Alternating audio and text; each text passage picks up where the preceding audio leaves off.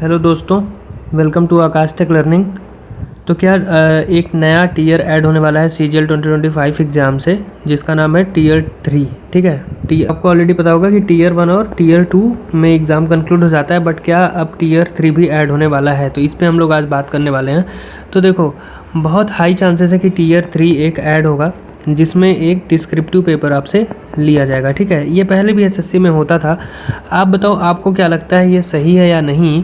क्योंकि देखो, CGL से आपको इतनी बेहतरीन ग्रुप बी की जॉब्स दी जा रही हैं, ठीक है, बट अल्टीमेटली मतलब SSC का भी ऐसा कहना था कि आई थिंक जब ये टीचर्स और SSC का जो मीटिंग हुआ था उसमें ये बात सामने आई थी कि जो बच्चे सेलेक्ट होकर आ रहे हैं उनमें कुछ ऐसे लोग भी हैं जिन्हें मतलब कि ये लेटर्स फॉर्मेट करना और कुछ भी फाइल्स वगैरह में कोई अगर कंटेंट आपको लिखना है तो ये इसको करने में पूरा का पूरा मतलब सही काम सही तरीके से नहीं कर पा रहे हैं। ठीक है, तो इसका क्या सोल्यूशन है?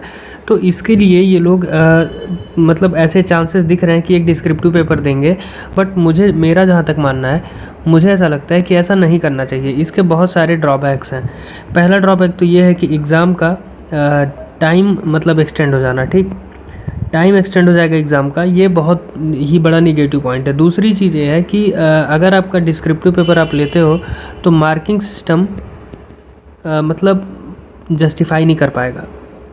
या तो पूरा का पूरा समझ लो UPSC लेवल पे हो, जैसे कि UPSC का जो मेंस एग्ज़ाम होता है सबको पता है कि वो डिस्क्रिप्टिव होता है। ठीक है, अब मान लो एक लेटर है, कोई भी एक लेटर का टॉपिक दे दिया कि ये write a letter of this content, इस मैटर पे आपको लेटर लिखना है, तो सारे बच्चे उसको लिखेंगे। अब हर कोई पढ़ के जाएगा कि यहाँ पे क्या होता है फॉर्मेट लेटर का, और नीचे क्या हमें मतलब लिखना होता है, कंटेंट क्या होता है, पैराग्राफ कौन कौन से कैसे कैसे, इतना तो हर कोई पढ़ा होगा।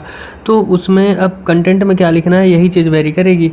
तो उसमें हम मार्किंग सिस्टम किस तरीके से मतलब दे रहे हैं, कितना मार्क्स, किसी को उसी चीज़ में 10 नंबर मिल गए, किसी को 8 मिले, किसी को 5 ही नंबर मिले, तो ये कैसे डिसाइड हो पाएगा कि किसके साथ जस्टिस हुआ है, किसके साथ नहीं हुआ है? तो ये बहुत ही बड़ा प्रॉब्लम क्रिएट कर सकता है अगर इस तरह से डिस्क्रिप्टिव पेपर ऐड होता है तो। ठीक है, इसका सोल्यूशन क्या है? उसका सोल्यूशन ये है कि देखिए, बहुत तरह की ट्रेनिंग्स भी होती हैं। आप जब ज्वाइन कर लेते हैं मतलब CGL से, तो आपकी मतलब बहुत तरह की ट्रेनिंग्स होती हैं।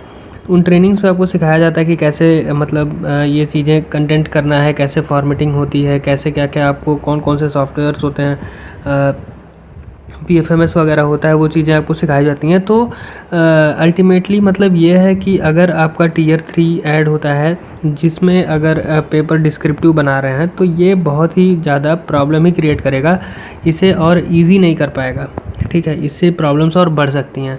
दूसरी चीज़ ये है कि एक बात और है जो कि अभी मतलब सामने आ रही है, वो ये है कि नंबर ऑफ़ क्वेश्चंस बढ़ रहे हैं। ठीक है, तो नंबर ऑफ़ क्वेश्चंस जो है वो टीयर 2 में ही, जो टीयर 2 वाला एग्ज़ाम होता है उसमें बढ़ने के बहुत ज़्यादा चांसेस है। नंबर ऑफ़ क्वेश्चंस जो आपको पता है कि 130 क्वेश्चन होते हैं, 3-3 नंबर के, 390 का पेपर होता है जो मेरिट बनता है, जो आपको पोस्ट दिलवाता है, वो यही 390 नंबर होते हैं। तो इसमें ये जो 130 क्वेश्चन हैं, इनमें नंबर ऑफ़ क्वेश्चन इंक्रीज़ करने की बात चल रही है। वो क्या है कि देखो, जैसे कि मैथ और रीजनिंग में तो फिक्स है 30-30 होते हैं, 30-30 होते हैं 90-90 नंबर के। बाकी मैथ और रीजनिंग हो गया। बाकी जो इंग्लिश है और GS है, इंग्लिश में 45 होता है और GS में 25 होता है। इसमें नंबर ऑफ़ क्वेश्चंस बढ़ाया जा सकता है। जैसे कि आपको पता होगा कि इंग्लिश में पहले और ज़्यादा क्वेश्चंस आते थे और GS में, तो GS में भी मतलब मान लो बढ़ा के इन्होंने 25 से 50 कर लिया, और यहाँ पे भी इंग्लिश में भी बढ़ा के 45 से 100 कर लिया है, ऐसा कुछ कर लिया। तो इससे भी ये मतलब क्या कर रहे हैं कि जो फ्लक्चुएसन होता है उसको कंट्रोल करने की कोशिश कर रहे हैं, जो रिज़ल्ट में होता है। और वो फ्लक्चुएसन देखने का एक और रीज़न है, वो ये है कि जो हमारा पहले प्रेफरेंस फॉर्म भरवा लेना। ठीक है, प्रेफरेंस फॉर्म पहले भरवा लेना और उसके बाद में फ़ाइनल रिज़ल्ट देना, तो ये एक प्रॉब्लम क्रिएट करता है, जिसकी वजह से लोग मतलब समझ नहीं पाते हैं कि उन्हें क्या प्रेफरेंस फॉर्म में भरना चाहिए, क्या उन्हें मिल सकता है, कौन सी लोकेशन उन्हें मिल सकती है। तो इस वजह से बहुत ज़्यादा प्रॉब्लम होती है। ठीक है, तो इसको भी सॉल्व करने का यही तरीका है कि मतलब आप आंसर की जो है वो फाइनल आंसर की बनाओ, एक ही बार में बनाओ, फाइनल आंसर की बनाओ, और उसके बाद में प्रेफरेंस फॉर्म लेना चाहिए। ठीक है, इससे ये वाली प्रॉब्लम सॉल्व हो जाएगी। तो यही था कुछ अपडेट जो मुझे आपको इस वीडियो में देना था कि ऐसा मतलब चांसेस दिख रहे हैं कि पेपर जो है वो डिस्क्रिप्टिव हो सकता है, बट इसके मेरे अकॉर्डिंग मतलब प्रॉफिट से ज़्यादा इसके लॉस ही हैं, ड्रॉबैक्स हैं। एग्ज़ाम को ये सबसे पहली बात तो है कि एग्ज़ाम का टाइम इंक्रीज़ कर देगा, जो कि पूरा का पूरा रिक्रूटमेंट प्रोसेस जो है वो स्लो हो जाएगा, ठीक है। क्योंकि सिर्फ जैसे कि जो OMR बेस्ड एग्ज़ाम्स होते हैं उसमें 4 ऑप्शन है, ये आप मशीन से भी चेक हो जाता है ये स्कैनर से, ठीक है।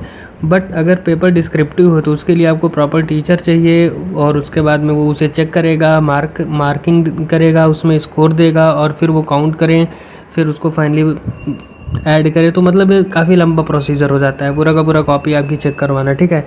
तो मुझे नहीं लगता कि SSC मतलब करना चाहेगी ऐसा कुछ कि पूरा का पूरा रिक्रूटमेंट सिस्टम स्लो हो जाए, बट देखते हैं क्या होता है। नोटिफिकेशन आएगा आपका 9 जून को, उसमें सारी चीज़ें क्लियर हो जाएंगी। सो ठीक है, यही अपडेट था इस वीडियो में। मिलते हैं किसी अगले वीडियो में, तब तक के लिए थैंक यू।